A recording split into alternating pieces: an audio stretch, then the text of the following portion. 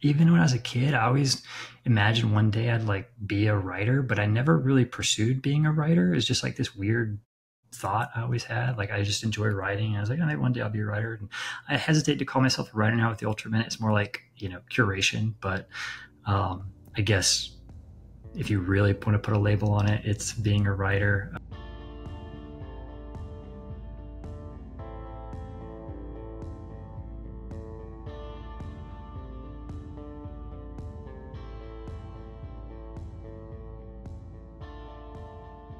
Hey guys, welcome to the Roots Trail and Ultra Running Podcast. John here with me, Alva, as always, and special guest Ken Seals of the Ultra Minute. Ken was super kind to reach back out to my cold Instagram DM and jump on for a conversation. I'm sure he's no stranger to cold calling or cold emailing as the founder of a few startups. I've been following the Ultra Minute for probably right from when you started it, the Substack. Oh, wow.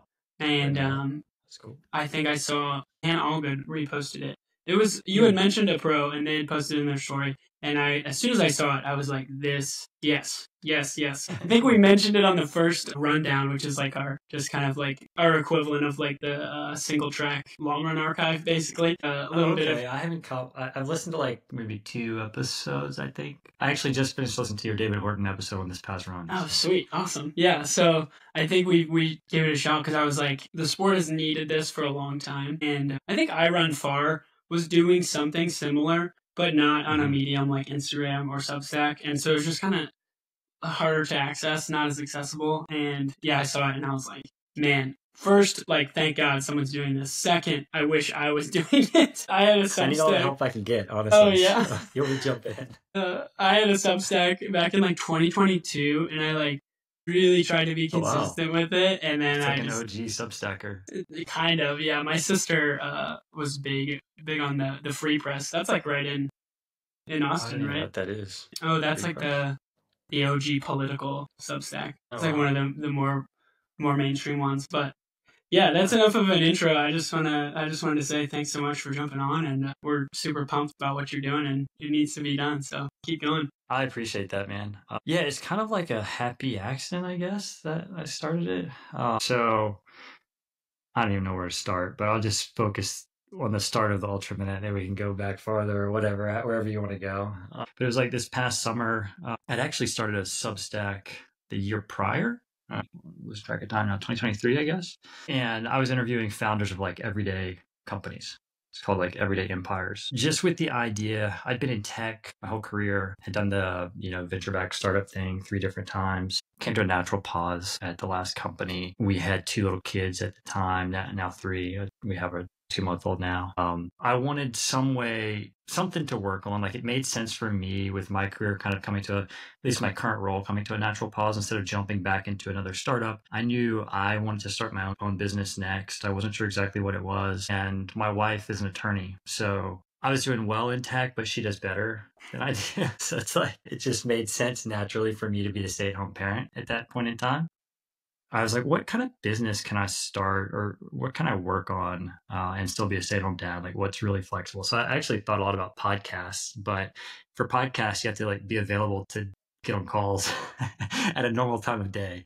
And with 2 little kids, it just wasn't very predictable. So I was like, well, I guess I could write. And I was familiar with newsletters just from the tech world and familiar with Substack. So I sort of saw like Substack, like it was like a wave to get on it. I thought it would become like the next big platform. Mm-hmm. Like maybe the YouTube of writing or something like that.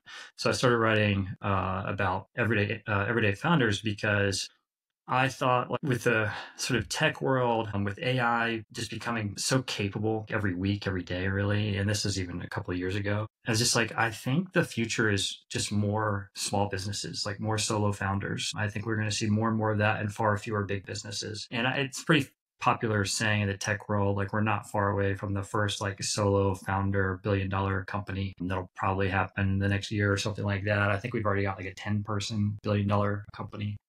That's wild. So all these things are sort of on my mind. And that's why I started Everyday Empires is just like, I just want to talk to people who are building their own thing that aren't necessarily trying to build a $1 billion company, but are trying to build a sustainable lifestyle where they can like prioritize time with their kids and that sort of thing. So I was like, I know that's what I want to build. So I'm just going to talk to people who are doing it. So I started that. That's going pretty well. And I was enjoying it well enough. But it is a pretty big time sink. I think it was like, yeah, last July. I was like, man, I've always been into trail and ultra running, like following it as a fan. And sorry, losing an AirPod there. And I really want to prioritize more of the racing side of the sport myself personally, because I'd only dabbled a bit, but my career was always my focus. And then now my family, of course, is still my focus. But I was like, I now have a little bit of time to pay a little bit more attention to the sport. So, but I was realizing so I started following more and more people, listening to more and more podcasts. And I was just like, oh my God, this is like a full-time job just keeping up with the sport. And so I was like, I wish there was a quick, 10-minute read on Substack. I was already on Substack that would keep me up to date weekly. And so I just searched around. I didn't find anything. I was like, well, screw it. I'm just going to try this week making it. So I think that first week, I think I spent maybe an hour or 2 hours on the first issue. So if you go back and look at the first one, it's like 5 or 6 like little news stories or something like that. And I did that for like the first several issues. And to my surprise, like I didn't have any subscribers. I never posted on Instagram about anything at all really, but let alone trail running. And I started getting a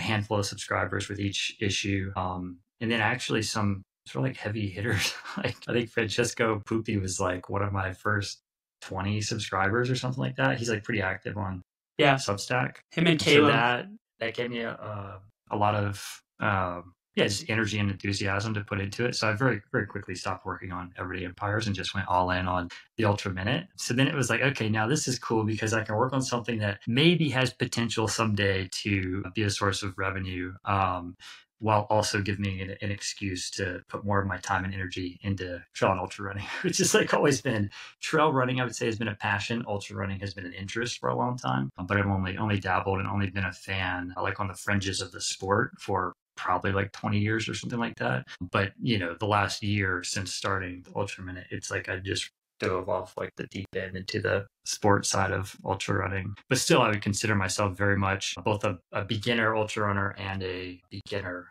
fan of the sport as well. It's like the deeper you get into it, the more you realize you don't know. But yeah, it's been fun. So I've been doing it for like, I guess 10 months or something now. I started with 0 subscribers. We're up to like 1,100 subscribers now. It's like all organic. And then I started posting on Instagram. I think it was like October or November last fall, and that's like outpaced Substack. But I think it's just much easier to get followers on Instagram than it is to get people to convert to like an email sign up. And the Instagram is kind of like a mini Ultra Minute. It's like the true Ultra Minute where it's like a real minute read, and then the Substack is like a 10-minute read or something like that. Yeah, it's perfect. Well, it's a perfect like pipeline. It's filtering people. If you're really interested, you go straight to the full length. Exactly. But if you also don't have that much time, it'll get you caught up. I confess that we've been getting ready for a rundown, and I'm not really locked into what happened this weekend, so I'm frantically searching the Ultra Minute, and I'm like, okay, so I'm a little bit... I actually haven't posted this week because I had a crazy week on the home front. I kind of always, I don't promise a certain day of the week, just basically like a roughly weekly cadence. So I was like, you know what, I've been sending Fridays, and on Fridays, it's like, I'm like... You're a week behind. I'm really focused on the weekend before, so I was like, it gives me time to really get the story together, but it's also old news by the time I post it. So I was like, you know what? I'm just going to go through the weekend. I'm going to post on Monday this week and post about this past weekend stuff and just sort of see how that goes. Well, I think it's easy to feel like it is old news, and it might be old news for those of us who are genuinely trying to keep up with almost all of what's going on. But I think I found the feedback we've gotten on the rundown has been like, hey, no, like I still hadn't caught up with what happened at Gorgeous, So...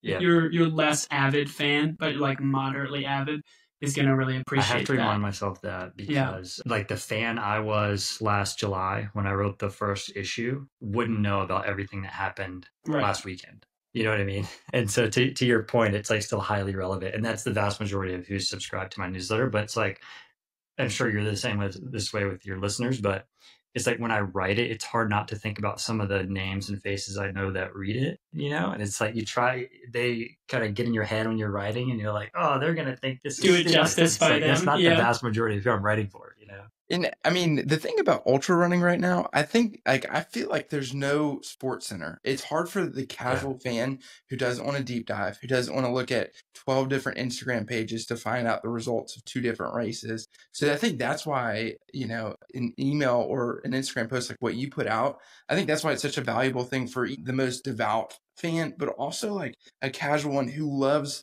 the sport but just doesn't want to invest so much time, so much energy into seeing what happened last week when there's new races this next week. totally. I think you do a really good job at that. And there's such a need for it too. Yeah, thank you. I will say, it's every week it's an experiment. Like I have a process down, but I try like, new approaches to how I'm going to do it and stuff. And probably for the past couple of months, I went too far where this is just me kind of reflecting live, I guess. So I'd be curious to get your take. But I was feeling like I was going too far in terms of trying to be quote unquote like a journalist in my little like write up that I do. It basically do a feature write up at the top of every issue that's like whatever story stood out to me. It's typically like a result. It was like Canyons was probably the pinnacle of this. I probably spent like 60 hours that week on the post. And it's like just totally not something I can sustain. I was super burnt out, and like trying to do that and balance being a dad and a husband. And I could tell my wife was like, okay, like, this is a little, she was being a really good sport about it. And I don't really think it made the issue any better. I put in probably at least 10 hours, if not more, just putting together questions for athletes. And I DM'd I think like 10 or 12 different people from that race Canyons that were like the top finishers. And it's not fair to them either because they all put in a lot of time answering, like 5 to 8 questions for me. And then it's like I use 2 or 3 quotes for the write up. And then, the actual write up itself, that was probably another 10 hours or something. And then it's like the whole rest of the coverage in the Ultra Minute, plus the actual like reading all the content and listening to all the podcasts and trying to feel like I have to scroll Instagram every 2 hours to make sure I don't miss anything. It's like my nightmare is like I published Ultra Minute. There's some big news article that I just totally missed, And this past week, I just kind of had this realization like this is not sustainable. I don't think this is what anybody really subscribed for. They didn't subscribe for this like super long form, great journal. Like I don't have to have the best write up of Canyons. I need to have like the most succinct one with like the major points and storylines. And so I kind of feel like I kind of lost my way a little bit there, both in terms of what my commitment to this project was intended to be initially. It was intended to be like this side project I could do in my spare time as a dad of 3 and spend most of my waking time with my family. And it was like I was having to work around the clock to try to squeeze it in. So it'll be interesting to see how the Ultra Minute changes a little bit now that I'm sort of like, I don't know, reallocating my time. But I was, before this year, I'd say, so going through December even into January, I was doing like maybe 20 hours a week, and that felt more sustainable. And that's like writing plus trying to keep up with the sport. And then I just got to this point, where I felt like I had to, like, if I was going to write about, a podcast, I felt like I had to listen to the whole podcast. And, it's just like trying to cover everything. Clearly, that's not sustainable for any one person that's also like a dad of 3 kids. I would try to be a trail runner. Give you like the same advice that Finn Melanson gave us when we reached out to him about starting the podcast, because my greatest concern, and I've already said this to a couple podcasts, was that we would just be like parrots. Like I didn't want to be like a crappier production version of Free Trail. Like nobody needs that. Nobody wants that. Right. It's not like I wanted to add value. I didn't want to just be like the little puppy like nipping at the heels of like an actual production company. And he just said, well, if that's the case, like focus on like pick your niche. Like, and we decided, okay, East Coast primarily. That doesn't, we're not limiting ourselves, but it's what we know. It's where we're from. And then like he said, just pick what's the most interesting to you. It's like, don't go after, the biggest names, although that's tempting. It's tempting to just be like, what's the most important person in the sport that we could reasonably reach out to and connect with and talk with. That's really cool and fun, but it's not necessarily sustainable for us to be like, all right, we have to have the Tara Dowers on every episode or we're like not going to get any listens. That's just not how we wanted to build it. It's also cool. It's great advice. And Finn's also been very supportive of the Ultra Minute. I'm learning he's very supportive of a lot of people. Everyone's like, yeah. I was shocked when he was like, yeah, sure, man, call me in 15 minutes. I was like, that's awesome. Awesome. Cool. Yeah, we'll do that. Yeah, that's amazing. Yeah, and if you think about if you guys were doing Tara Dower, I mean, obviously you have a unique take having that, she's from Virginia Beach, which is crazy to me. Yeah. At least I think that's right. Yeah. She's based in Durango. So that'd be Yeah, she's in Durango now, but I'll always say she's from Virginia Beach because I'm Right. from that area too. Oh, cool. Yeah. So, anyway, I think it's cool that you're exposing different stories. Like the David Horton episode I just listened to was really cool. Also, the Hans Troyer episode. I'm sure he's probably gonna hit the whole circuit Yeah. pretty soon. I have to I was imagine. shocked that we I got saw him Dylan before Bowman anybody else. messaging or talking about interviewing him. I'm pretty sure Yeah. for Free Trail. Probably Finn will too, if they haven't already. But you guys did a really good job with that. I listened to about half of it, and then I was at the end of my run with my kids and had to stop. So Yeah. I read Hans- like the next 15 minutes or so. Hans was awesome. He told me when we were offline, like before or after we recorded, he was like, I saw your DM and I read East Coast and I thought, that's sick. Cool. I'll do it. Yeah, yeah. And I was like, wow. Would it, I try to be really succinct when I reach out because I hate being the guy that's like, there's like, we reached out to Dan Green and I'm like not offended that we haven't heard back because I'm sure that literally everyone wants to talk to Dan Green. Probably. And speaking of Dan Green, I checked the Western States wait list right before hopping this call. Is he in? Next in line. Oh, let's go. Dang. Yeah, because Hayden just officially announced he's not in. Oh, really? So that was like the next one. And yeah, it seems like he's probably going to get it at this point. But Definitely. Yeah. Only takes one more person to say, I actually can't do it this year. My training hasn't been that good. That'd be pretty cool. Well, I want to jump back and kind of learn more about you, that write-up. So we'll link to the article that you sent me from ATRA. That was awesome. Yeah, great write-up. Yeah. That was an awesome write-up. Yeah. Yeah, they did an awesome job. That was cool. It was really cool because, like, it's easy to just kind of, like, I think the Ultra Minute, you have a unique opportunity to not be the face of the Ultra Minute. Like, it's not a person, it doesn't have to be like Ken Seal's brand. Right. It stands on its own really, really well. Whereas, like, I know Finn has talked about, kind of from the beginning, like, it's a single track, but it's really Finn Melanson. Like, that's like what his brand is.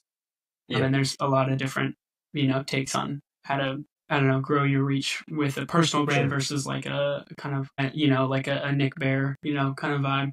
But yeah, the write-up was awesome. And I just wanted to learn more, like, it just made me want to learn more about, where you came from, where did you go to college, what did you study, how'd you get into tech? Yeah, so I'm from Virginia, southeastern Virginia, not too far from Virginia Beach, but just far enough. So if you live in the area, you would say I'm not from the Virginia Beach area. But, where specifically? Do you know where, you probably don't know the name of this county, but Surrey County? Is that close to like Suffolk area or? Sort of. Do you know where Williamsburg is? Yeah. Like Busch Gardens? Yeah. Actually worked at Busch Gardens. Nice. I might have been there as a kid. The gondolas, that go around. I was the guy that was like, would hold the thing and like, I can still feel it in my hands. We had these like little keys that, they're like a T shape. And it was like for opening the door of the gondola. It was like a special made key or whatever, but I would like sit there and spin it around, like a little fidget kind of thing. And you like a lifeguard hip into it to hold it steady. Is like, watch your head and stuff and have a great day at Busch Gardens, Williamsburg. But anyway, so I grew up right near there. I was on the south side of the James River, which is a very rural area. So we grew up on like a 5-acre piece of wooded land right on like this marsh that fed into the James River. Yeah, right across from Jamestown Island. So like I could basically go behind our house, walk along the marsh and, through the thickets and stuff and end up on this beach on the James River, no one around, and be right across from Jamestown Island, which is pretty crazy. It's settled in like 1607 or whatever, and it's still like nothing in that part of the James River. It's neither here nor there, but I think the growing up in the woods like that, just sort of like, building forts and spending the night in the woods and stuff is a big part of it. It's probably the reason I got into trails and still love running trails today. So that was like early childhood. Went to college at James Madison University in Harrisonburg. So my parents would take me camping, like car camping, but not, it was like more hardcore car camping, but still car camping as a kid. So you guys actually in your last episode were talking about Mountain Mascus, which I'm pretty sure is in the like Montebello, like Tie River area. Exactly. Yeah. So we used to go camping primarily right past Montebello. There's like a little dirt road just past there if you're heading down the Tie River or down Route 56 away from the Blue Ridge Parkway. And it's like it goes up toward like Spy Rock and the top of Crabtree Falls, like Crabtree Meadows. Yeah. That's part of the Mascus course. Okay, yeah, Yeah, I thought it was. So anyway, that's where we would go car camping is up there near Crabtree Meadows. And that's so like awesome. pretty much every weekend in the summer, my dad's an electrician, my mom was a school bus driver, so we couldn't afford to go do, a big vacation or something, but pretty much every weekend my mom would have the van. We had like this giant Dodge van, it's like it It's had a awesome. bed in the back and stuff. It had like wood paneling inside. It's like before seatbelts were required.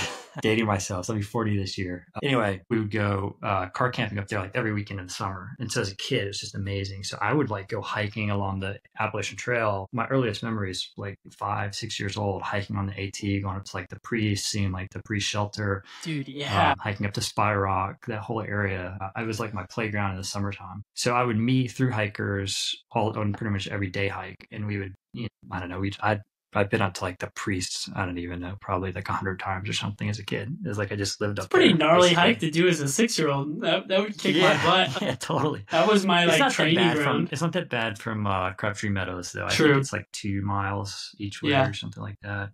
If you do it from like the Anyway. Thai River, it's Oh yeah, that's real gnarly from Yeah, the it's Thai gnarly. River going southbound on the AT. So anyway, that's sort of like how I got into knowing about the trail, meeting through hikers. And I remember even as a kid being like, whoa, like these people hiking from Georgia and they're going to Maine, that's really cool. And given that we didn't really travel much, I'd never been outside of like Virginia. So the thought of Georgia to Maine was pretty wild. So then in college, I was into mountain biking. This is like a weird story, but I was riding my bike after Hurricane Isabel, and like this creek was really flooded. Anyway, long story short, my bike got swept down the creek, and I never found it again.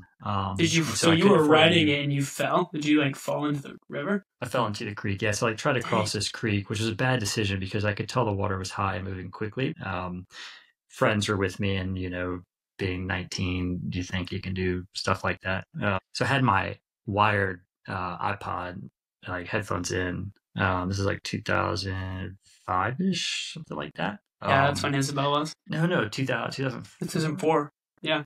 Yeah, something like that. I remember we hid in the basement of my house because it was like I was because I this was was in like the day Annapolis. after Hurricane Isabel, I think. Yeah. I remember my parents got hit pretty hard down in the like Southeast Virginia. Mm-hmm.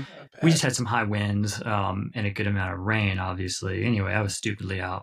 My roommates were like off-roading, like mudding and stuff. This is like up near Reddish Knob, and I was mountain biking and like riding through mud holes and just doing stupid things. Anyway, I tried to ride across this creek and lost my bike, and I couldn't afford a new bike, so I just started trail running and like running everywhere around campus and stuff.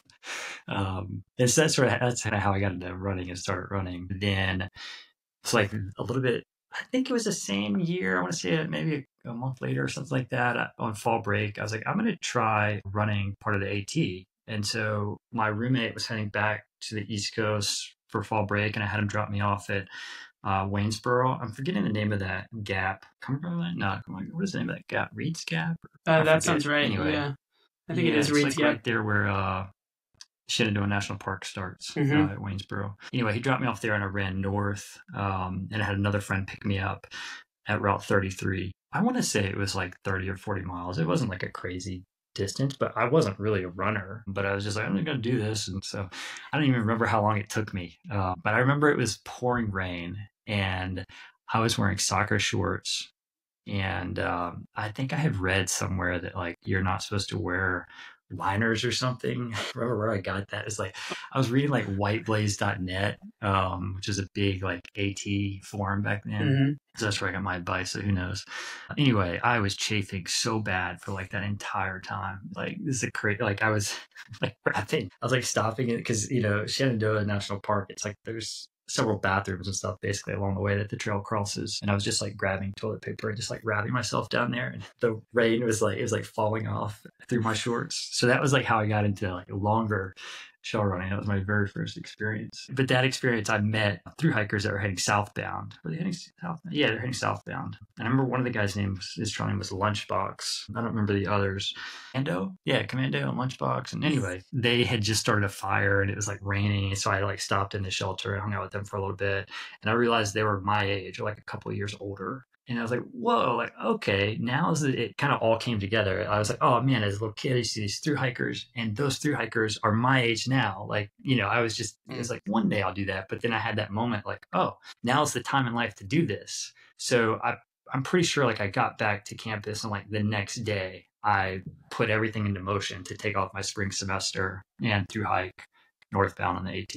And then, yeah, just made that trip happen. Didn't really have the money to do it, but like I said, my dad was an electrician, so I like worked as an apprentice for him through like Christmas break and the first part of spring to just save up money, and made a bunch of my gear. Like Ray Jardine was a kind of like this character back then that you could buy like the Rayway tarp and like quilt kit and stuff, like make your own gear.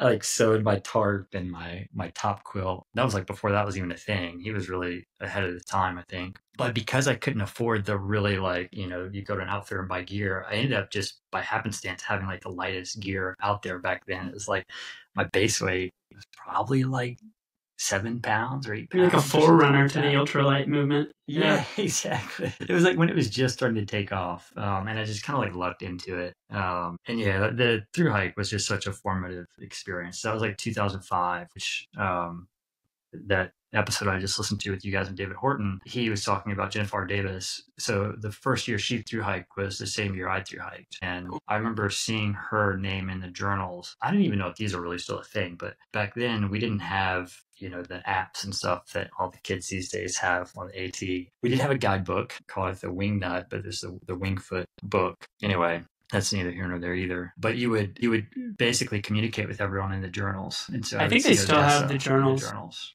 Okay. From what I haven't been out in a while, but I would always write it. Like when I grew up hiking on the AT a lot in Maryland, so Okay. we would always write and make sure we wrote it and see if there was anything weird or funny in there. And yeah, so I'm pretty sure most shelters still have them. I think the have Priest had one the last time I was up there. Cool. Yeah, it's a little bit different these days because everybody has like I think it's the gut hook apps or whatever, so you can kind of have a little more communication that way. But back then it was like that was the only way you communicated with other thru hikers. Like that was like pre-Instagram and all that stuff. You just didn't have a phone with you. There's no point in carrying one. And I kept seeing her, like I was moving fast for the time. I mean, I was like 19 and I was on a mission to get done pretty quickly just because I didn't have money and I wanted to make it back in time for fall semester. So I was like, I knew I had about 4 months of money to do the trail basically. So I was like, okay, this is like how much time I have.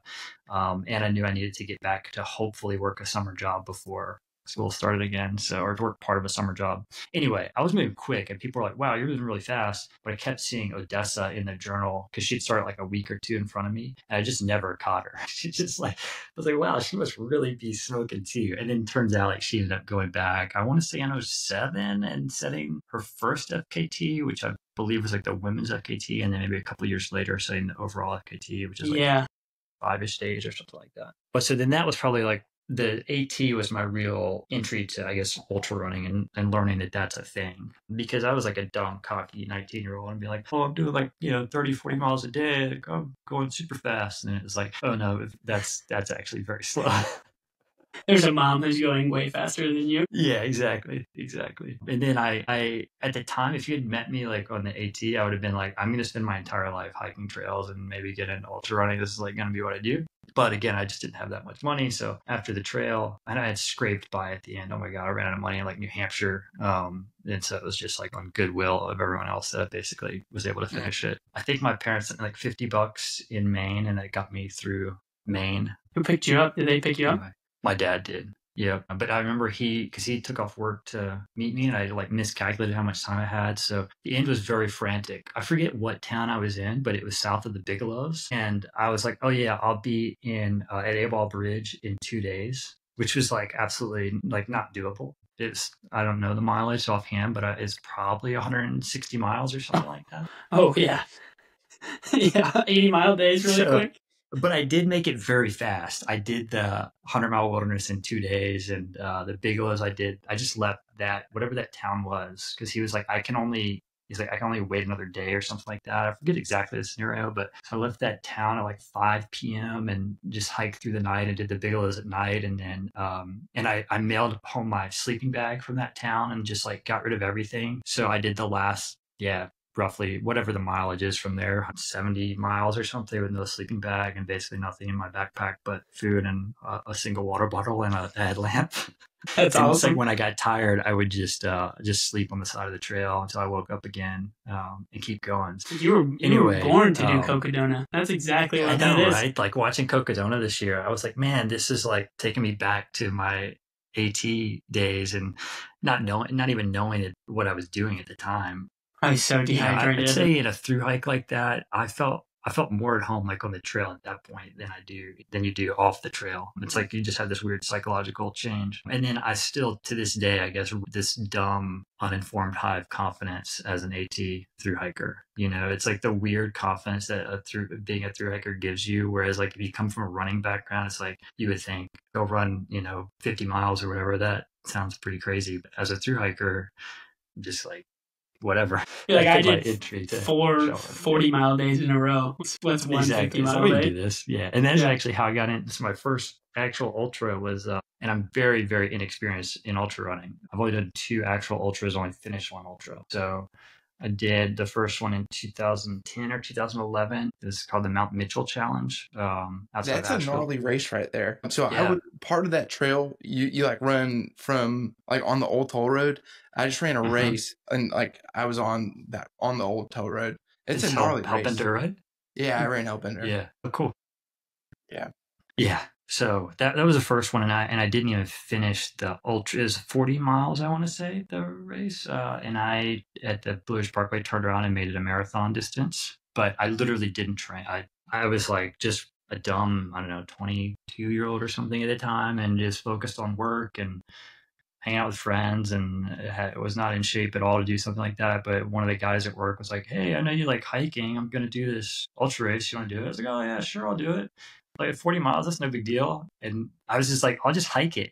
But I just assumed I still had thru hiker legs, and didn't.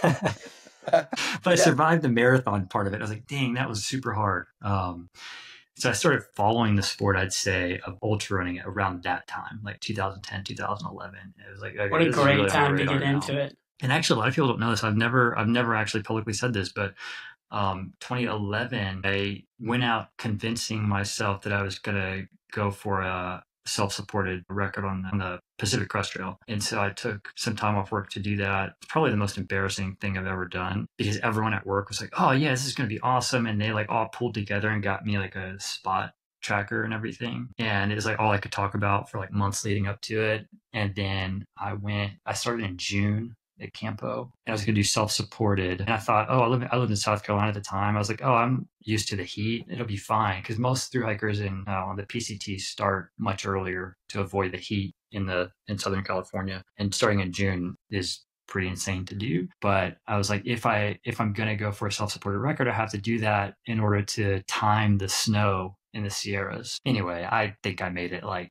200 miles or something like that before I bailed. I forget exactly, but it was very quick. And I ended up with like, not quite heat stroke, but where I was like basically holed up in a bathroom at one point, just like puking. And I was like, okay, I can't keep doing this. I'm not in shape for this. I don't have the heat training for this. Do I want to just continue hiking? I was like, being down here in Southern California in June right now, this is not exactly fun. So I'm going to go back to the East Coast and do some of the AT southbound. So with what time I had left, I went to the AT and went south for a while. I went for most of Maine, and then I was kind of bored of that. I was like, I've done the AT before, and had some friends going to India to backpack. For the rest of my time off, just like flew out to India and backpacked on India. So that was actually super cool. I'm glad it worked out the way it did, because that was also a very formative experience. Anyway, and then the only other ultra I've done is the North Face Endurance Challenge, the 50 miler in DC. So we don't have the North Face Endurance Challenge anymore. Just kind of it's sad. The biggest loss for the sport. That might be dramatic, but I think it was Zach Miller and that footage in California at so the good endurance. Yeah, and like I remember that was pretty formative for me as a fan of the sport. The noises he was making. Another friend actually challenged me to do the endurance challenge. I was like, "Oh, sure, I'll do that." What's that? The noises that he was making would. Oh my god! Like, just as like my wife's in nursing school, I'm asking her like, what, like if you have a patient making these noises, like, are you calling a doctor? Are you like, are they coding? It sounds like he's literally on death's doorstep for like more than like 10 minutes. Totally. This is the craziest ever. Was that Janelle Curry's footage? I forget. Yeah, I want to say it was. Yeah. Mm-hmm. I want to know what his heart rate was right there. Like, oh my god, I mean, had to be 195, if not higher. Like, had to be. Yeah, he almost did canyons this year too, and then backed out the last time. I know. Yeah, Hans told us that. Yeah. Anyway, that's a whole lot about nothing, I feel like. No, so that was I awesome. apologize. I had all these questions written down, and you like succinctly Probably went through covered a lot of that. all of them. So that's perfect. No, I kind of want to, get into like, I want to really get into the Ultra Minute, but I'm still interested about what inspires you specifically. You talked about Ludo in the intro. Yeah. And I mean, so this past summer. Yeah, go ahead. Oh, go ahead. Yeah, watching Hard Rock this past summer. I think he turned 49, like right around the finish, something like that. I might be getting it wrong, but it's roughly right. And I was 39 watching that, or was about to turn 39. And I've just sort of always, having done the AT when I was 19, and then, doing Mount Mitchell Challenge, I guess I was like 25 or something like that. Trail and ultra running. I've always been a trail runner. Like, it's just something I've always done since like AT days. But in terms of being an ultra runner and running races, that's just something I've just dabbled in, but I've always thought like, I could get really into that. Now it's just not the right time in my life to do it. And so watching that, I sort of had this moment of, well, I'm only 38, and I have this pause in my career right now. Like, maybe now is the time to start taking that seriously and try to do some races. And so that coincided with starting the Ultra Minute. I actually wrote a little article about that race. It was just on my personal blog and being inspired by it. And then that led to starting the Ultra Minute as well. And so it was like, well, maybe I can write the Ultra Minute that'll also hold me accountable for doing more races. So since starting the Ultra Minute, I've at least done 2 trail races, which I feel like with having 2 little kids plus my wife being pregnant is saying something. It's not easy to pull that off in that life situation. I'm amazed by the elite athletes that are parents of small children. I don't know how they like Rachel Drake and Tyler Green. Oh my god, yeah. And like I was reading about Stephanie Case earlier. She just had a kid, and she's like out there Snowdonia. She won it apparently, but it's like nursing her baby throughout the race. Like, oh my god, it's just so incredible. I might be getting the details of that wrong because I wasn't super informed on Snowdonia, so I just saw a few posts. But anyway, yeah, seeing what he did at 49, win Hard Rock, pretty sure it was a course record too. Yep. I was like, wow, I could actually still be pretty decent at this sport and have plenty of time to do the races. So yeah, I have just been like kind of systematically trying to be more consistent with running. It's going okay. I'm still lucky to do like 30 miles a week, to be honest. But, I saw Anna Gibson post this past week that she's like, for her, she's always been like a 35-mile-a-week runner. So if she can do it, gotta hope. Yeah. See if she can share some of that DNA. I don't think I'm going to go out like win any races or whatever, but to at least be in shape to go do some races. I did, Tejas Trails puts on a race right near my neighborhood that I did in September. I did a half marathon there, and that was really fun. And then I did the Dos Senderos, the 25K or something like that, kind of in the Bandera-ish area outside of San Antonio. And that was awesome. That was a super fun race. I had mountain biked that area years and years ago, and I've never run it. So that was really fun. And now took some time off as we had our latest kid. And now I'm just trying to ramp back up and be consistent again. Looking at doing it, I'd like to do a couple races in the fall and get back to another ultra, maybe do like a 50K or 50 miler. And then, next year, like I said, I've been talking to my wife about doing Cocodona. So I would very much approach it as like a thru hiker. I don't have the ability to train to go run 250 miles. Like, it just isn't going to happen, but I can go hike 250 miles. I'm pretty sure. It's like a really bougie long hike. You get like all the aid and like a really nice cot to sleep in and some heated bathrooms. It looks like a mini through hike, right? Where I can be like embedded in the ultra running community, because that's what stood out to me is just what Mountain Outpost is doing. I think this is actually kind of an aside, but you guys talked about this with Horton, with UTMB and concerns there, and I don't want to necessarily get too into that, but I think like a lot of what UTMB is doing is good for the sport, raises sort of the tide for everyone. But what I think is, this could be a hot take, I don't know. I think what Jamila Curry is doing with Mountain Outpost and Air Vipa, that's the future, I feel like. I love what UTMB does too, but they obviously are a corporation, whereas somehow Jamil still has that like community feel and is still tearing it up.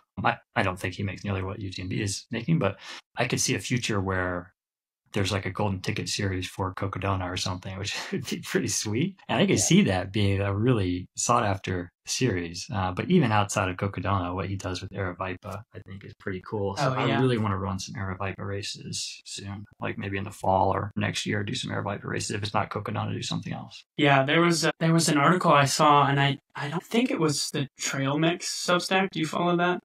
Mm-hmm. About Cocodona being like this cultural event in Mm-hmm. the live stream. And Yep. I want to go back and reread the whole thing, but I do Matt think, Walsh, right?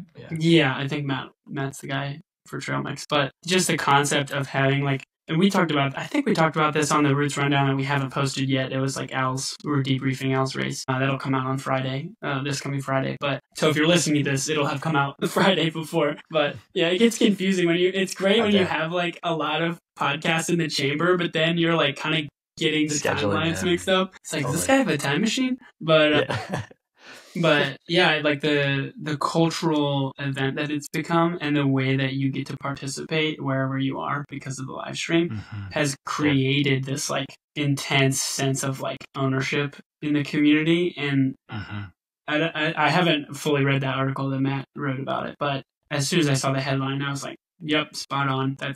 That's what it is. And I think it's the same for Barkley. And I think that's one of the coolest things about some of the festivals. Like Mammoth could have that Yep. on a micro level in like the series. But I do think that's a good kind of parallel between UTMB and Aravaipa. And you can kind of say like maybe each one has its strengths and weaknesses and has its pros and cons and some of the negative impact. Like it's hard for me to find negative impact from Aravaipa, but I mean, I'm sure it's there. Not everything's going to be, nothing's perfect. So yeah. I mean, I think like it's easy to get worked up about sort of the big bad corporation taking over indie races and stuff. And, you know, I get the sort of pain points there, but at the end of the day, I think the market will work itself out as well. You know, I think UTMB, for all the good it can also bring, I do also think it leaves lots of room for the people like Jamil Curry and Aravaipa to have a totally different take on how to build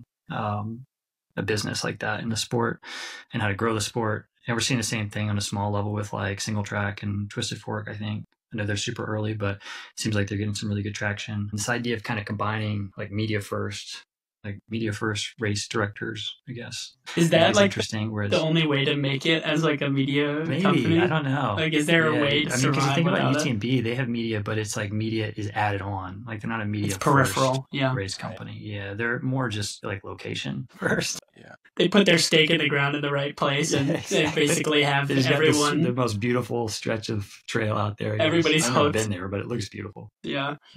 Ken, being a fan of the sport, are there any other like races in the next 5 years you would love to toe the start line? Not necessarily to compete, just to be a part of the culture at that race. Definitely Cocodona is probably top of the list, especially after watching the stream this year. I'm right there with you on that one. I haven't felt excited. It's just hard. I don't know. Thinking back to when I did my thru-hike of the AT is like the pure excitement I had for that. I've never experienced anything like that ever since then. And it almost like dulls you to at least that's the experience I had. It was like such a rich experience, you know, that it's like everything else seems a little bit dull. But Cocodona kind of like fired up something in me watching that stream. I was like, okay, I think that looks like a lot of fun. So we'll see if I'm brave enough to register for it or not, and if I can get full approval from my wife. But so that's definitely top of the list. Javelina, for the same reasons or similar reasons, I think looks like a lot of fun. I like the idea of like looping around. It just looks like a cool community vibe. Definitely, I mean, it goes without saying, but experiencing UTMB in some form or fashion, whether it's CCC or CC or something, I think that's definitely high on my list to try to do that. You know, if it was possible, hard rock, but like not even going to try, you know. You just go out for it, spectating. Lottery races, yeah. Hike around. But High Lonesome, you know, I think that looks super cool. I'd love to go support Finn and do Twisted Fork. That sounds really cool. Like San Juan Solstice in the San Juan area, I think looks really cool. Mountain Masochist I'd love to do just because I basically grew up in those woods as a kid, you know. And I'm from Virginia. Same thing for Old Dominion, you know, going to school there in the Shenandoah Valley. That race is right down the street. I didn't know it was down the street when I lived there, but I wish I did.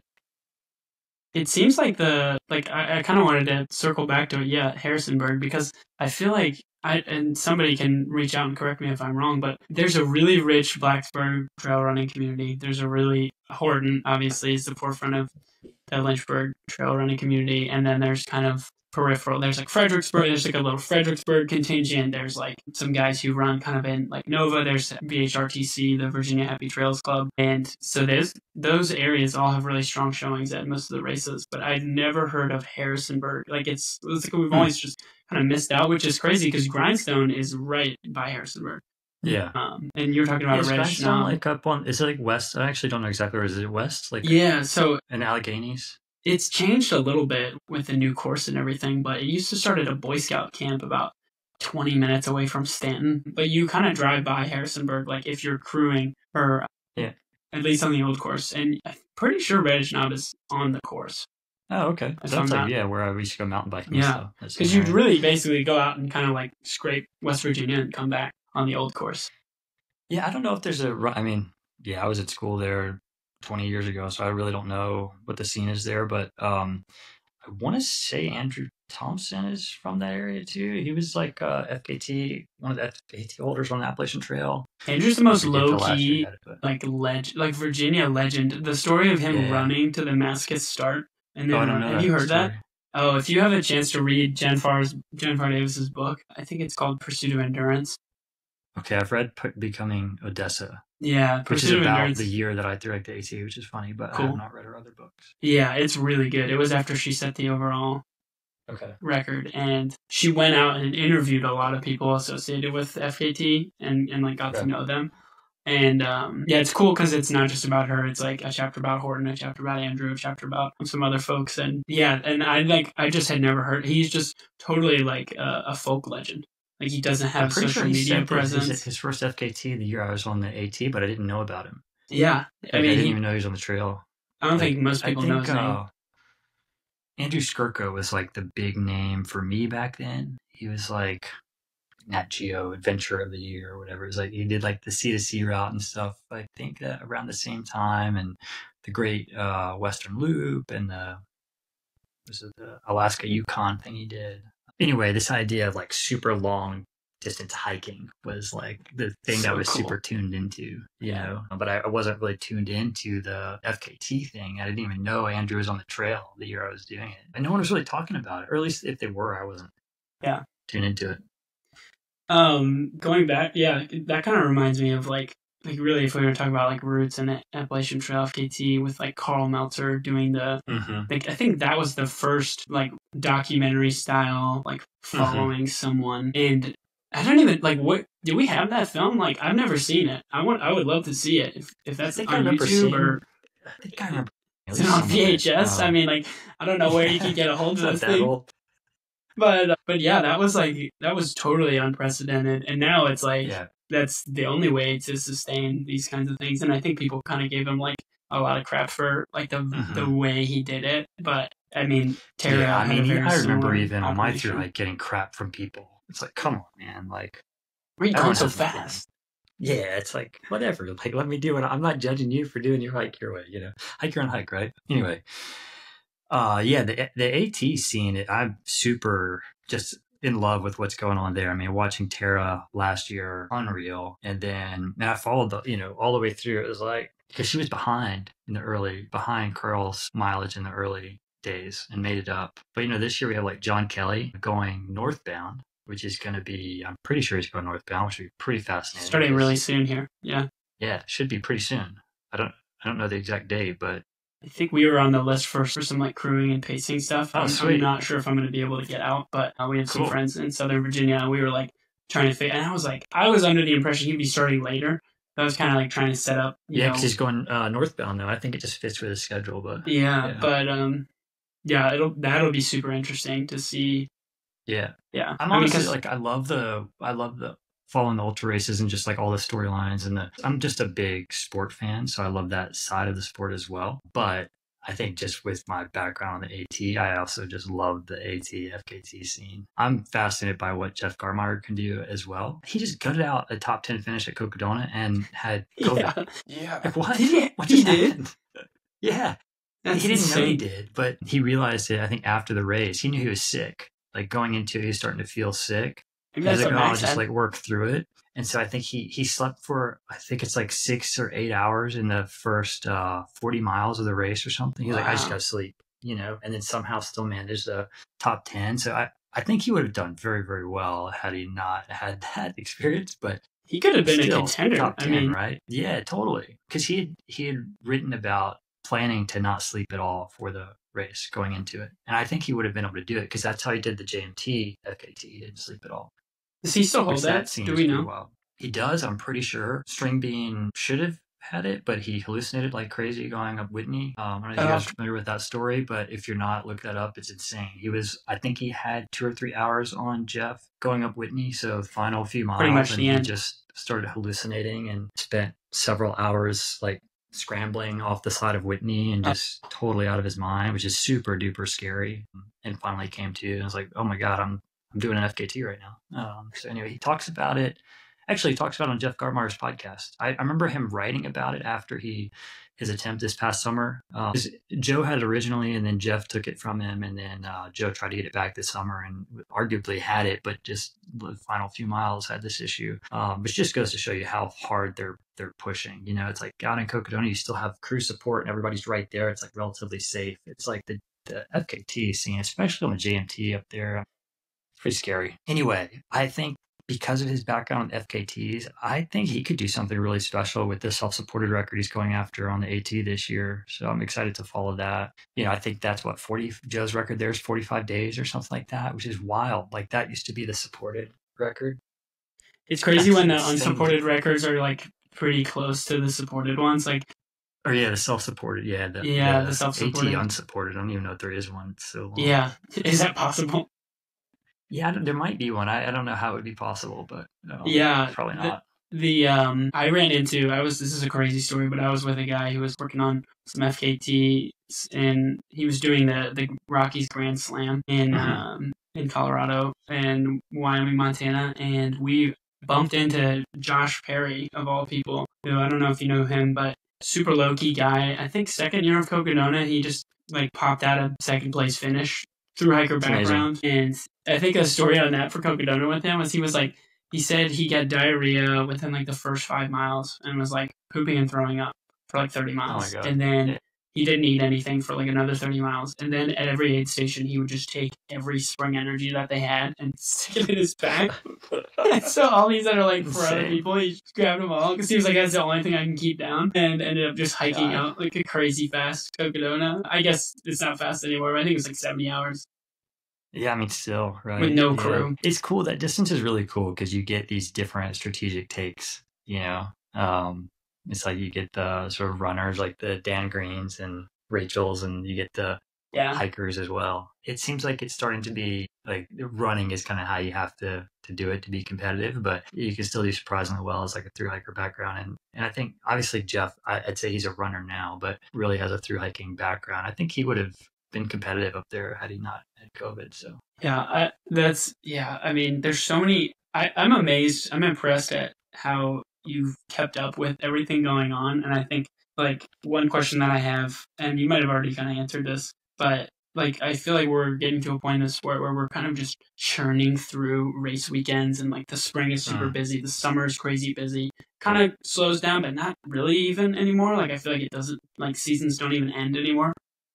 Right. Because you have like random races popping up in the winter, and so like with all of that, as you continue to publish the Ultra Minute, how do you balance what's interesting to you personally and what you think is like necessary for keeping people up to date? Yeah, that's kind of a normal, it's like a weekly friction for me. I'm still figuring it out, to be honest with you. This kind of comes back to the advice you shared that Finn shared with you, but I pretty much just go with whatever is most interesting to me, which usually is an American bias. Part of that is just the media that I'm primarily exposed to, and the characters I know. But I'd say maybe the main difference that I have with the Ultra Minute versus like an Iron Far or something is both the medium, but then also I try to give the updates like from a people-centric perspective, because I think it's like people connect as fans, we connect with the people that are running the races, not necessarily the races themselves. So I think the sport historically, the media has covered it as like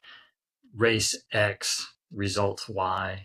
And I kind of cover it like the finishers X, race Y. You know what I mean? Like so and so did this versus at this race, This these is are the what top happened. 3 Yeah. finishers. Yeah, exactly. So I think that's sort of one difference, and that is just purely based on whatever I found interesting. And the way that I'm doing that is kind of just monitoring Instagram, blog, like I use an RSS reader, YouTube, and then throughout the week, it's like the stuff that I find sort of remotely interesting. I dump into a series of Apple Notes. So I have like a different Apple Note for every section of the Ultra Minute. And each week that just gets cleaned up and I start fresh basically. And then toward the end of the week, I'm kind of sifting through there and like sifting out the noise and trying to curate it down and then sit down and like type it all up into a newsletter.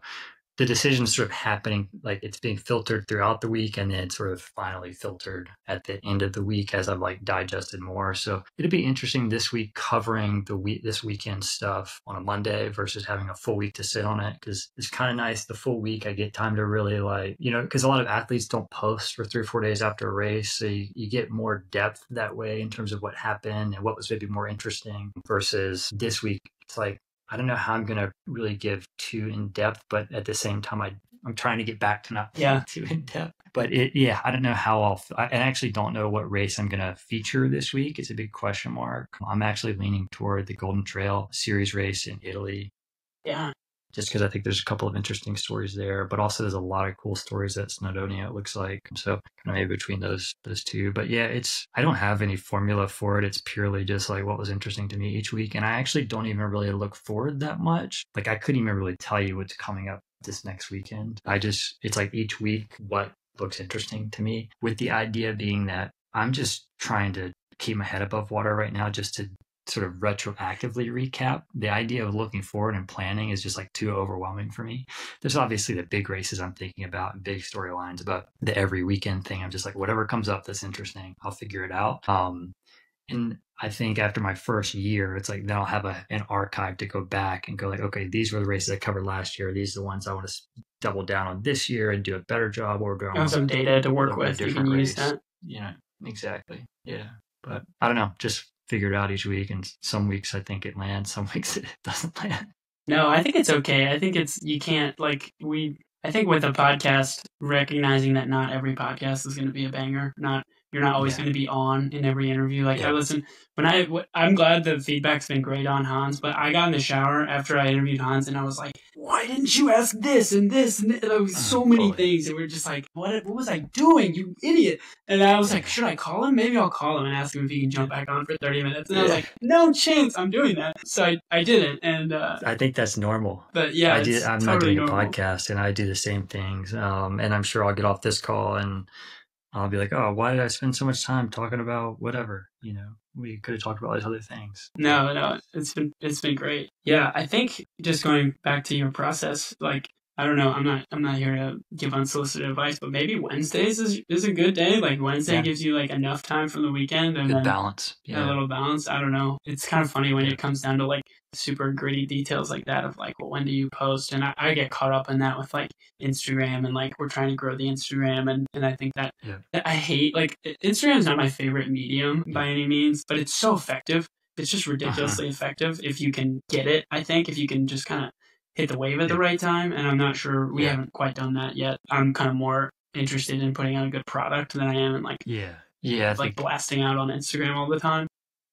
I think that's right. I mean, I'm by no means a media expert, but that's worked well for me so far. Also, you just have limited time to put into something. Yeah. And when push comes to shove, I think for you guys, just focusing on who you're talking to and what you guys are talking about is 80%, right? 80-20. And just focus on that and don't get caught up in all the details of everything else. Like with Ultra Minute, I didn't even start an Instagram for the first like 4 or 5 months. I was just like, I don't have the capacity to do the newsletter and Instagram, so I'm just gonna do the newsletter. And then when I started the Instagram, the first posts were very basic. It was like one image, and then slowly iterated on it. And it still, I think, could be way, way, way better, but it's only so much time in the day. So I just have to let it go. With your writing, were you doing a lot of, I don't know, proposal writing for work? Like, how did you kind of, because I know you have a very objective, you're very focused on the objectives. Like, it's not an op-ed by any means. Like, you're not offering a ton of opinion on what happened. You're just saying, like, this is what happened. Yeah. What's your writing background, and like, what is this kind of answer stretching you? First, like the style of Ultraminute and why I do it that way, and then like background. Yeah. The biggest reason probably I've started writing that way is because I feel like I don't know what the heck I'm talking about. So I don't want to inject opinion because I don't feel like my opinion is worth that much at this point. So I just feel like I'm such a beginner in terms of being a fan, even though I've been on the periphery following the sport to some degree for 20 years, but definitely not at the level of anyone that writes about the sport, like very much a fringe. I knew more about ultra running than I do about NFL football for the last 20 years, but it's not saying that much because I know nothing about the NFL, but I knew the main characters, main races, that sort of thing. Anyway, as I've started writing about it, I'm like, wow, I just know nothing. And so the idea of having an opinion I didn't have confidence to do that. So I was nervous enough just writing about the facts, like, oh my God, I'm going to get this wrong. Or somebody's going to be like, what an idiot. He's like talking about it in that way, just totally overthinking it, but whatever, you just have to put it out there. So there was that. And then as I've been doing it, for almost a year, I've started to inject some opinion here and there. Probably the most opinionated thing I did was bash canyons for no live stream. I wouldn't have felt comfortable doing that 6 months ago. That's Al. Al was big on that. That was a hot take Al had last week, a couple weeks ago. Yeah. So I think, as I do it longer, I think I will inject more opinion. That being said, I do think it's a balance because I've had a lot of positive feedback. People say they like that there's not much opinion injected. They just like the, it's the facts kind of approach. So I think it's a balancing act. I might experiment with some different additional posts or something, but again, it's hard enough to just get the Ultraminute out every week. So I don't know. And then your work background, is that? Oh yeah. Yeah. Work background. So I went to school for fine art, graphic design. I was really lucky in high school. I got into a state governor school. I was 2 kids in my county got accepted in. And so I was doing graphic design at a young age and, liberal arts education. So writing is a pretty fundamental piece of that. I always enjoyed writing. Yeah. Even when I was a kid, I always imagined one day I'd be a writer, but I never really pursued being a writer. It's just this weird thought I always had. I just enjoy writing. And I was like, one day I'll be a writer. And I hesitate to call myself a writer now with the Ultraminute. It's more like curation. But I guess if you really want to put a label on it, it's being a writer. But this comes back to a comment you made earlier where it's do I want my face to be associated with Ultraminute or not? I think for a lot of media businesses, especially YouTube, and probably even podcasts, having a face associated with is really important. I think the same is true also for written media. So I've signed every issue Ken, and every now and then I'll put something personal at the end. But I don't necessarily know if I want to be writing about ultra running, 10 years from now when I'm 50. But I would like to see this keep going for a long time. So I'm kind of on the fence about that, where I have just enough of my personality in it that I think people who are into it can learn a little bit more, but not too much that I feel like I couldn't have other writers. So this is sort of more my startup background thinking about it, but looking to the future, if it continues to do well, probably bring in some other writers to free me up to do some other things as well. The biggest lesson I've learned doing startups is probably, and this is more true than ever, is that building the tech part of a business, at least a tech startup, is really very easy. It's a commodity, really. What really matters is, can you build an audience? Can you find people who really care about what it is you're solving for and your solutions? That's much harder. And so it's finding the right market, the right opportunity. So if I were to wear a business lens or hat and look at the Ultraminute through that lens, there's the Substack wave I'm riding. And then it's I see trail running and ultra running growing. And I thought a newsletter, if it could do well, would be a way. It seemed like a gap in the market. There's a lot of podcasts out there. I couldn't do it from a time perspective, nor did I think I'd be very good at it. But it seemed like an opening in the newsletter space. So it was if this goes well, kind of scratch my own itch. And then this could be a way to build an audience. And then from there, I think there's a lot of opportunity to build other businesses in the space, not like a traditional race company, but like more of a tech company. I think there's a lot of opportunity there. So I've been kind of silently behind the scenes, like jotting down all kinds of problems and opportunities from a business perspective I see in the space while I'm writing the Ultra Minute and kicking around a few things to potentially grow into. So I'm imagining a future where there's some other thing or maybe series of things that I'm working on in addition to running the Ultra Minute, and maybe someone else is primarily writing it every week. Yeah, it seems like that is consistent with the kind of, you have a media forum, you have a platform, and then you are like building, it's like the 1,000 True Fans. You build your fan base, and then they were totally bought in. They're bought into you. They're bought into the vision, and then you transition that momentum into something that's maybe more tangible, or maybe not necessarily tangible in the race director or race series mindset, but in terms of a product or an opportunity. Yeah. I don't necessarily ever see myself doing the race director thing. Maybe, who knows, never say never. But, I've started tinkering with some tech stuff with my wife, working on a separate startup idea recently. And it's been fun to get back into that because it's been a couple of years since I've done it. And I feel like, okay, it's been like a long sabbatical basically. And I'm like, oh man, okay, yeah, I have spent like 25 years of my life doing this stuff. I am pretty good at this and I enjoy it. So that's been fun. And it gets me excited about potentially doing some other stuff in the ultra space. The big driving factor for me is just, it's like, can I help grow the sport in some small way? And I think Ultra Minute helps to do that in a minor way, maybe a larger way in the future. And then I'm like, well, the other skills that I have with building tech products, that could probably impact the sport even more so than the Ultra Minute could, if I can figure out exactly the right thing to work on. One of the areas that fascinates me, I don't know how to build a business around it, so I might not go after it, but there's just so many different rating systems out there. It's like, as someone writing about the sport, it sort of frustrates me that there's not a better rating system to refer to, and also just a better database to find all the information I want. I have to look in so many different places, so it scratches my itch as a media person. I have to find a way for that to be something that other people care about enough so to build a business that's sustainable to do it. But I might do some sort of creative project like that is meant to support the Ultra Minute, but not necessarily live on its own in the near term. We'll see. I've been like playing with rating systems and stuff. Rating systems, you mean like on Ultra Sign Up, like where you have like athletes, like you scored like 98% or whatever their sign up score is. Yeah, versus like, the UTMB index, right. ITRA, and there's just, everyone has a different way of doing it. There's no like unified way, and some of them are sort of secretive. Yeah. So I like this idea of putting out a really simple rating system. It's very easy to understand, that is very transparent. Universal. And that almost works across lots of different types of trail and ultra running. So I'm like a hobbyist chess player, and I've been a hobbyist chess player for years. So I've been taking a lot of inspiration in my team from like the ELO system. That makes sense. That's awesome. Dang. Yeah. That's super cool. I think that's necessary. I would buy into that. I don't know how I would support it. I don't know if it'll work out, but we'll see. I haven't had too much time to put too much energy into it, so I'm not very far along. But I've seen Free Trail doing some stuff like this too. So what do you think about the? I don't really care who does it.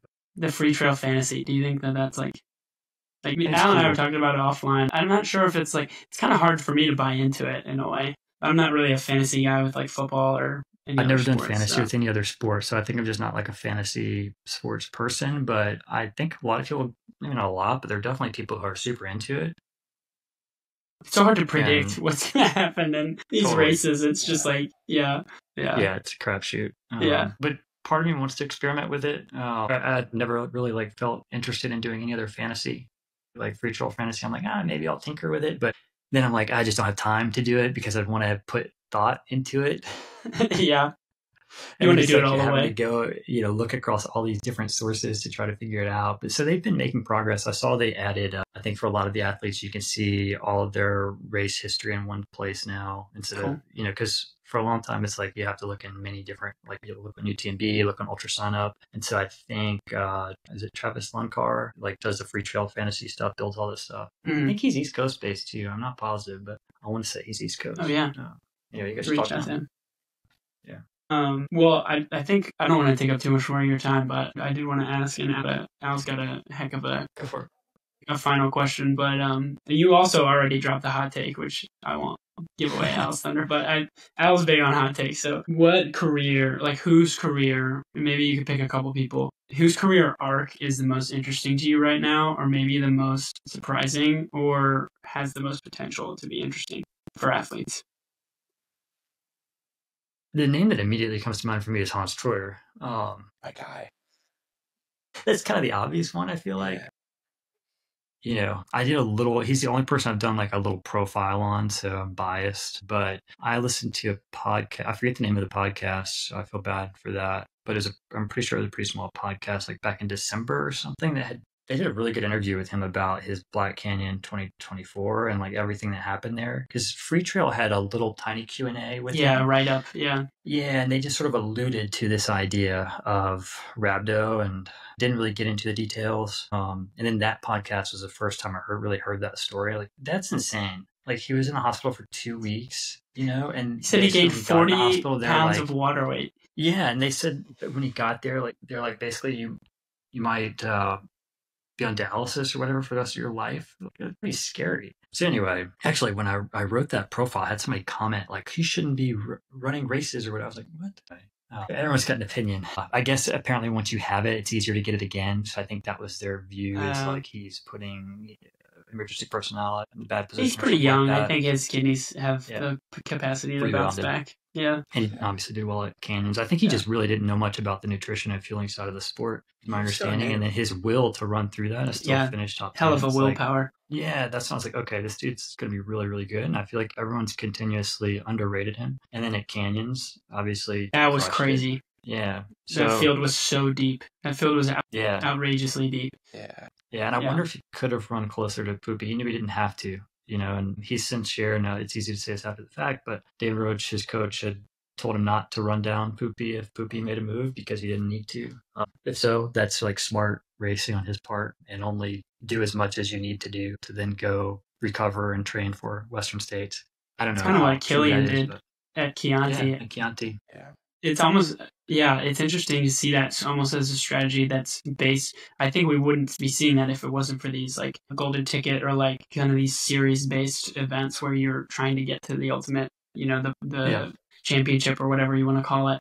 Like that strategy. I thought Chianti was really interesting because I thought Killian was really smart, goes without saying, but it seemed like he did just enough to do what his objective was. And I thought Jim, while it was super impressive, and he probably had a standing desk here and just hit like the button, but while he probably still had more in the tank, and he had a very impressive performance, he didn't need to do that. No. It was almost like the grandmaster versus like the young. Yeah, exactly. And I fired up, and it's like, that was cool for sure, but did you burn a match that is kind of intangible? Did you really need to do that? Exactly. Like how much is that impacting his training a couple weeks after that and his recovery and stuff, right? I just loved him throwing the 14 down crossing the finish line, just like calling his shot. That was baller.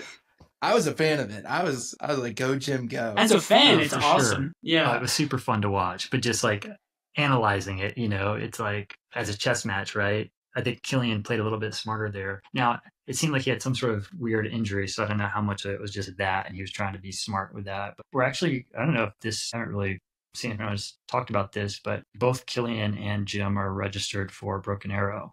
So the week before Western States, they call it like the Ascent this year. But okay, interesting. And Jim did it last year, and they finished second. Yeah. So that's going to be a really interesting face-off and psychological, warfare battle before the race. States. That's kind of like I wonder how much that will help or hurt one of them. Yeah, I know. I'm really, really, because you would assume, at least I would assume, that Killian would outshine Jim in that setting. And then what does that do to Jim going into Western States? But maybe not. If Jim is better than Killian in that, what does that do to Killian? Yeah. If Jim wins the Ascent, and then it's like, hey man, listen, like that's momentum. It's intangible. That's what you mentioned that like with Jim. It's like the intangibles of racing, and it plays out over such a long period of time. Like I think you see that with people doing like there needs to be a name for the Western States Hard Rock UTMB if there's not one. Like, I mean, you call it a Triple Crown, whatever. But I think when people start to go for things like that, on paper, your training can look good, but there's something happening in your body that's like hard to it's insane. track. And I think, I wonder if we'll ever get to the point where we fully understand. Well, we're about to see Dan Green do the Cocodona to Yeah. Western States. I think Harry Sabertis as well. I saw he's on the entry list as well cool. for Western States, which I didn't realize. Harry's fast. Harry showed us he was fast. Well, he ran that like he was running a 100-miler. Yeah. Paid for it, but yeah. Yeah. I think it's crazy. The stat that was the craziest to me about Cocodona for Dan is doing 18 hours for the first 100. That is absolutely ridiculous. Yeah. And then maintaining such a strong, consistent pace after that. I mean, most people don't dream of going under 20 hours at a 100-miler. Especially the elevation in that first 100 miles with the weather. It's a crazy 100-mile race he just ran. And then he ran another 157. 57. That last 7 must have been so, like, soul-crushing. Yeah. Coming down that trail, amazed by that. Coming down Fat Man's is like, I don't know if either of you guys have been out there, but it's ridiculous. I call those rocks like career-ending rocks because there's big rocks with like medium-sized ones all dispersed in between. There's sections where you're like going around these like crazy alien-looking trees where you have to really bend down. And like if you've ever bent down halfway through like a long day of hiking or like a long run and tried to like upright yourself, it's horrendous. Yeah. Right.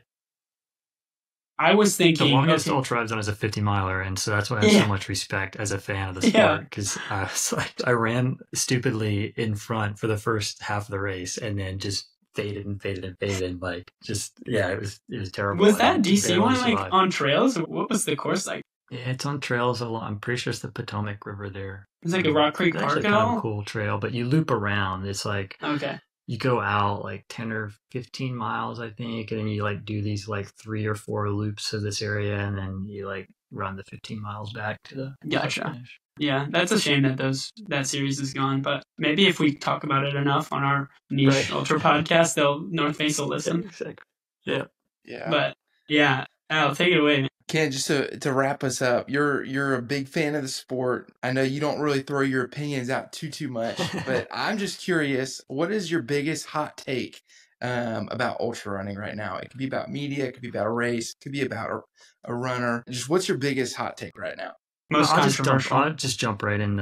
I'd say the hot take I care more about is like the Air Vipa UTMB thing that I mentioned earlier, but just for good content, I'll just say, I said this, I was on a podcast, Free Outside, in February or January, and I said this, so I'll stick with it. I'm going to take David Roche for the win at Western States. Whoa. Really? So listening to your podcast with David Horton too, maybe it's a David thing. You were saying that for him, he knew he worked harder than anybody else. I find it hard. I know a lot of like Jim Strava, Dark and everything, but I know a lot of these guys are doing what David Roche is doing, but I don't know, man. Like he really seems to be putting in doing everything you can do. If he doesn't sprain his ankle, he comes in with the right mindset, because it seems like he, like anyone, he's great when he's got the confidence, but can go away pretty quickly. I don't know. I think he could surprise a lot of people. Yeah. So that's a great take. That's probably the biggest hot take I can give. Because probably most people are not going to say that Roche is actually going to take it, but yeah. Why is that? Why do you think there's so much? I mean, maybe this is too obvious of an answer to this question, but like, what's so polarizing about him? Like, what is it that people are like want him to fail?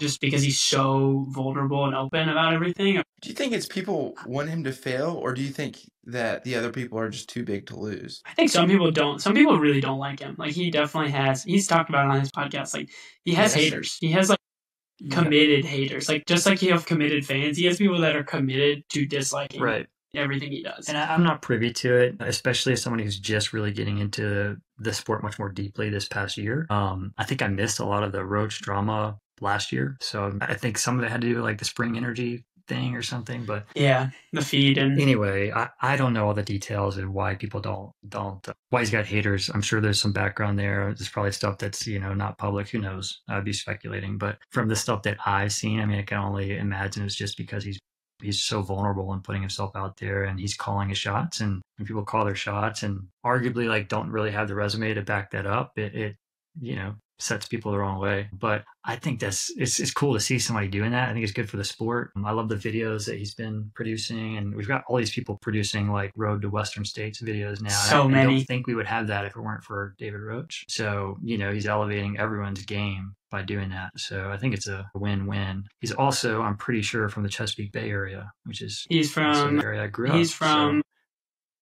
Eastern Shore area, right? Yeah, Eastern Shore. Gosh, I'm gonna blank on it, but it's 40 minutes from where I grew up, and I was like, no way. So you're like northern. So yeah, I was in Annapolis. Not too far off. I was in Annapolis, Maryland.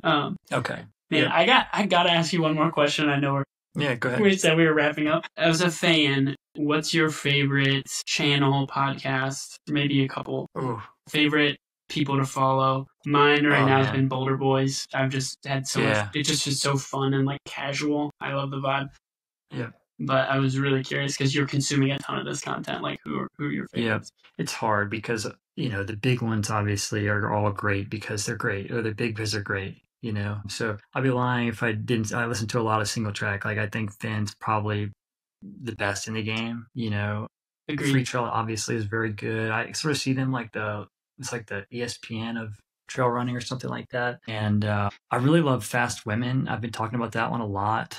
Lauren Kramer, she's almost like a single track for women. I don't know, like if you were just to do single track on the women's side of the sport, that's sort of like what Fast Women is, I think. No, it's not called Fast Women. It's called Women of Distance. I've heard of that.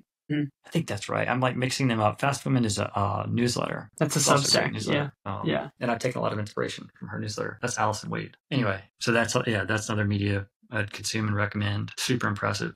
Other podcasts. Let's see. One that's not very well known that I've listened to a good bit recently is it's called like Take Off Your Shoes. The way it's phrased always throws me off, but I'm pretty sure the host is not English first. Mm-hmm. Because it seems like it should be like take your shoes off, but it's take off your shoes or something like that. But he's just gotten some great guests, and they're interesting articles because it's not really about their racing. It's like their background and stuff. And so it's like a different lens on a lot of the top names. So that's why I've enjoyed that one. Trail Network is always really good. Just get a different on the sport. Try to cover more of the women's side as well. I feel like bunch of different voices on the men's side. Yeah. Let's see. Who else is up there? Oh, Jeff Garmire. I love what he's doing. Derek Lytle. Like say the two of them together, like Derek and Jeff doing their recaps, like their Black Canyon recap. They did Gorge Waterfalls. Derek did one on Cocodona. I don't know if you've seen any of them. They're really good. Like I'll have to check it out. Yeah. Jeff has this like deadpan humor kind of take on it. Almost like you'd see them do it like red carpet or like political conventions and stuff. Where they ask like these ridiculous questions and but people think it's like a serious interview. I've always said we need more humor. Like if there's not a lot of humor. So that's Derek Lytle and Jeff Garmire. I'm pretty sure they've been publishing on Derek's YouTube, which is like called the Juniper Lab. Yeah, I've been seeing a lot of their videos on my YouTube algorithm, my feed. So. I think they turned around like a Cocodona video and like so fast. Like before the race was over. It was like Friday or Saturday of Cocodona. And I appreciate it. It just like gave me a very good insight into like the race in a way that like you don't get from the live stream. That was a great video. Yeah. I don't know. Those ones that come to mind immediately, but I listen to so many, and I'm always trying to sample new ones. Like Liz Myers in Florida, she's kind of covering that like southeast region pretty well. I listen to hers every now and then, but she did like a cool FKT across Florida last year. Is kind of how I learned about her, and is targeting I think some pretty big races this year. I listen to Swap too. I mean, I think they're great. They're the best in the game for a reason. Yeah. And then recently I've been trying to like, I don't know, not listen to as much as I was. Yeah, you do have to cut down on the voices at a certain point. At a certain point. I think one thing I wanted to point out that I think is interesting with Free Trail is I feel like they really set the standard, like a couple, like 2021, 22, 23, like that was kind of, if you were looking for content on races, like that's kind of where you go as Finn was kind of building with single track. And now I feel like I think it seems like Debo is kind of taking a different approach where the podcast doesn't seem to be the primary focus of Free Trail anymore. I get the sense he was kind of burning out too. Yeah. Which, even just doing the Ultra Minute for like 10 months, I was starting to burn out with how much time I was putting into it. So it's like you have to think sustainable first. It's hard though, like to get traction on anything out of the gate, you almost have to just go really hard, and then it's like you can kind of back off. But I should probably get going. I need to make supper. for Yeah, everybody. same. I'd love to just keep this going, but Yeah. chat with you guys. You're the another time, easiest maybe. person to talk to about this kind of stuff because it's like I feel like there's no stone that we can't turn that you would know, like you have at least some knowledge of what it is, which is really fun with Yeah, all this probably at least different aware stuff. of it. So, But yeah. may not be able to go too deep on too many. Like if you were to, go like Europe based, I can't go very deep at all. Yeah. But talk to me again in another 2 years, maybe. Sounds good. Yeah, man. Well, thanks Yeah. so much for jumping on. It's been a pleasure. Yeah, thanks for having me. I love your podcast so far, by the way, too. I didn't realize it looked like you guys had an older podcast, and then it's like you decided to sunset that. Yep. Focus on trail running. And yeah, the episodes I've listened to, I really loved the David Horton one. It sounded like maybe he was like out riding his bike or something with the story with that. And I don't know if I don't think I've talked about this online, out of respect for Dr. Horton, but I honestly, I think he doesn't care. He's probably also not listening to this episode. Now that I've said this, someone will send it to him. But yeah, totally. We were really having a hard time getting set up with the virtual studio. So I was like, all right, I'm not going to waste any more of your time. Just call me. Yeah. And I had him on speaker, and I held my phone up to the mic for the entire interview. Wow. And I was just like adjusting my grip. Like, so it was. That's amazing. But I was like, I have always thought like, I must get like really what I want to be like an artifact for my kids of a conversation between me and Dr. Horton, because he's been so pivotal in my life. Like, I wouldn't be in ultra running. I wouldn't be married to my wife because I met her in his class. Oh, cool. It's just like, for me, it was just too important to like miss the opportunity. So I was like, quality doesn't matter. It was a great conversation. And I think you can do that when it's a great conversation. It didn't matter. There were moments where I was like, oh, I wish I could hear exactly what he's saying, but I pieced it together. And it also, I feel like fit, It's like, it was he's appropriate. Into the sport. Of course, he's like off on his bike on a phone or something like that. That's what we'll say. I imagine anyway. We'll put that on the record that he was on the bike. Yeah, it's a better story than he couldn't figure out I barely figured it out, and I've actually used this platform before. But that was my bad. I love your stuff, so keep going. And I'll keep consuming it. And then awesome. I'd love to chat again sometime. No, it's all good. It's all good. It's got family stuff Maybe I'll see you guys on. at some races. Hopefully I can travel and do some more races. My sister is out in San Antonio, so I'm trying to get down to Texas, and I would love to. Let get me know Austin, if you come go for a run or something. Yeah, it'd be awesome. I think this next, like in the fall, I'm going to try to do more Texas races because it's like I can pull that off pretty easily. Closer. Like that one outside of San Antonio, I just left at like 5 a.m. and drove down and then came back and then had like a kid's birthday party to get to. So it was like I finished and then just like sprinted through the car and like raced home. Yeah, there's a lot to be said for that. There's so much to be said for being able to sleep in your bed before a race. Like, it's pretty, not everyone has the privilege of that, but it's, in Virginia, we had so many I'd love to races. travel to more of these like big races and support some of these people that I'm fans of, but also have to be reasonable with my family. So one step at a time. I think 2026 will be like, okay, travel and go support some of these races in person, whether it's just as a fan or volunteer or actually run some races. We'll see. Yeah, definitely. Cool, man. Well, all right, we'll guys, let you go. Thanks for the time. Yeah. Yeah, thanks for having me. That was fun. See you next time. So.